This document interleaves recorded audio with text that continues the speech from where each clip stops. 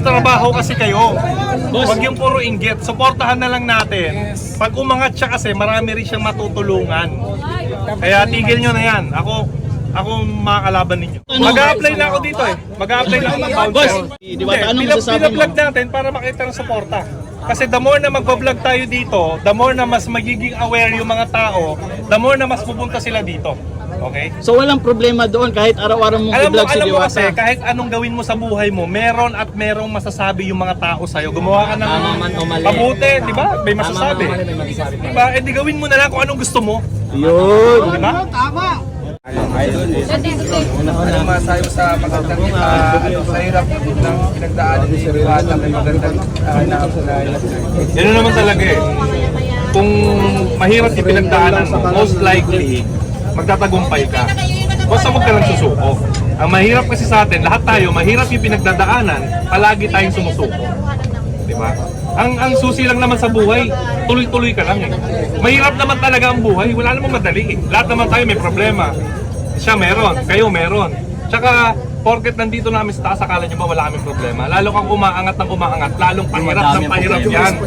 Ang daming naghahanap sa kanya ngayon, ang daming lumalapit. Mga vlogger, ang daming nag-i-invite, ang daming yung mga taong hindi niya kilala. Ngayon, kilala na siya. Mas mahirap kapag nasa taas ka na, kasi hindi mo ma-identify kung anong kailangan ng tao sa'yo. Hindi mo alam kung gusto lumalapit lang ngayon kasi kailangan ng pera, gusto sumikat o something. Mas mahirap na pag nandito ka. Kaya nga sinasabi ko lagi, lagi mo lang kausapin or bigyan ng oras yung mga taong sumuporta sa'yo nung walang-wala ka pa.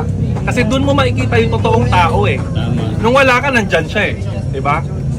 So doon yun na-identify yan. Kaya kami, ngayon, lalo na ako, lalo na si Boss Armin, si Diwata, mahirap na namin ma-identify kung ano ba yung intensyon, totoong intensyon ng tao sa amin.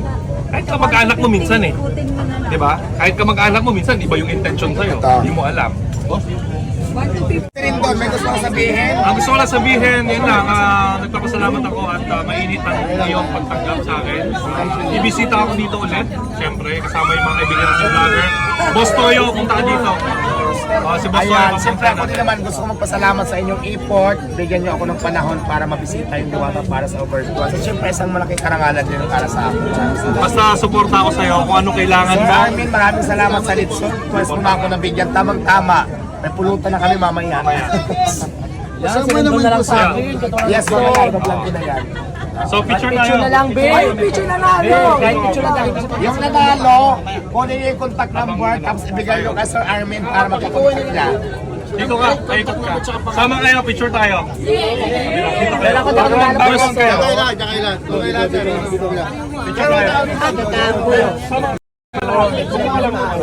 Mas background yun sa akin. Alam mo, dagan ako ulit sa ni Diwata. Hindi, kung hawakan mo ito. Hawakan natin ito.